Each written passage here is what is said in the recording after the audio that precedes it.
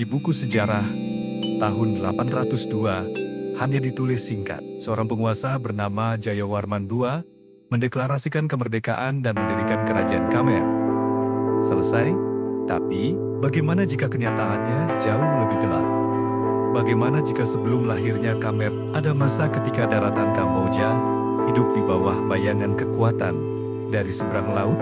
Dan bagaimana jika seorang calon raja harus menjalani ritual sakral, memutus sumpah lama, lalu mengutuk masa lalu, agar negerinya tidak lagi tumbuh? Ini bukan kisah perang besar, ini kisah tentang pengaruh, pengkhianatan, ritual bunuh, dan kelahiran kerajaan dari ketakutan. Abad ke-8. Pulau Jawa bukan pulau kecil di pinggir dunia. Di tanah vulkanik itu, tumbuh kekuatan yang sedang naik. Wangsa, Sailendra, nama yang identik dengan pembangunan, agama, dan kemegahan. Namun di balik kemegahan, ada sisi yang jarang dibicarakan. Kerajaan-kerajaan besar kuno tidak selalu memperluas pengaruh lewat perang terbuka. Kadang mereka menggunakan pernikahan politik, pengiriman bangsawan, jaringan pendeta, kontrol pelabuhan, legitimasi agama. Ketika pengaruh sudah masuk, pedang tidak lagi diperlukan. Dan di saat yang sama, daratan Kamboja sedang pecah. Para penguasa lokal saling berebut. Wilayah kecil saling menjatuhkan. Dalam kekacauan seperti itu, pengaruh dari luar jauh lebih mudah masuk. Disinilah misteri dimulai. Prasasti Kamar Barabadabat kemudian menyebut sesuatu yang membuat banyak sejarawan berhenti.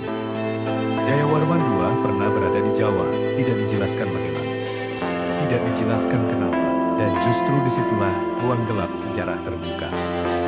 Apakah ia dikirim sebagai bangsawan sandera? Apakah ia dibesarkan untuk menjadi penguasa yang loyal? Apakah ia belajar langsung bagaimana kerajaan besar mengendalikan wilayah jauh? Tak ada yang tahu pasti, tetapi saat ia kembali, ia tidak kembali sebagai orang yang sama. Ia datang dengan gagasan baru, bahwa kekuasaan tidak cukup diwarisi. Kekuasaan harus disucikan. Tahun ke-802, Jayawarman naik ke Mahendra Parpata Gunung, tempat yang dalam tradisi kuno sering dianggap sebagai titik pertemuan manusia dan dunia ilahi.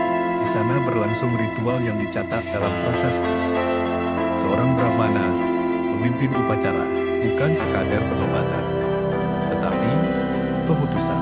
Prasasti kemudian menyebut bahwa ritual dilakukan agar negeri Khmer tidak lagi bergantung kepada Jawa. Kalimat itu singkat, tetapi artinya sangat besar.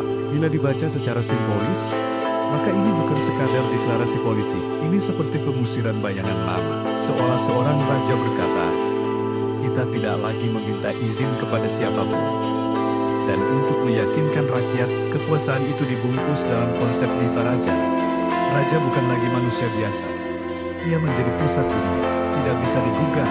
Tetapi setiap kerajaan lahir dengan harga ketika Jayawarman menyatukan wilayah. Otomatis muncul pihak yang kalah. Para penguasa kecil kehilangan wilayah. Para bangsawan kehilangan hak. Para pendeta lama kehilangan pengaruh. Tidak ada catatan rinci tentang perang besar, namun sejarah kuno sering menyimpan kekerasannya dalam diam. Yang tertulis hanya wilayah disatukan, yang tidak tertulis berapa banyak yang dipaksa memilih tunduk karena kerajaan besar jarang lahir dari persetujuan semua orang. Ada pula menarik dalam sejarah Asia Tenggara. Banyak kerajaan awal menghubungkan legitimasi dengan unsur sakral. Jika raja gagal, maka dipercaya ada kutukan. Jika ibu kota runtuh, maka dianggap restu langit dicabut. Jayawarman memahami sesuatu. Kekuasaan tidak cukup dengan tentara. Ia harus membuat rakyat percaya bahwa melawan raja berarti melawan tatanan dunia. Dan mungkin itulah kutukan paling kuat dalam sejarah. Bukan kutukan gaib, tetapi keyakinan. Hari ini, orang datang ke Angkor untuk melihat batu. Namun sedikit yang bertanya, apa yang terjadi sebelum beta-beta itu berdiri? Sebelum ada Angkor, ada seorang penguasa, ada masa pengaruh asing, ada ritual pemutusan, ada masa lalu yang ingin dilupakan. Dan seperti banyak kerajaan kuno di Jawa dan Nusantara, yang paling gelap sering bukan yang hilang, tetapi yang sengaja tidak ditulis. Menurut kalian, benarkah pengaruh Jawa pernah sampai membentuk lahirnya Khmer? Tulis pendapat kalian, karena Di episode berikutnya, kita masuk ke konflik baru. Sunda, Galuh, dan Rakyat Wus.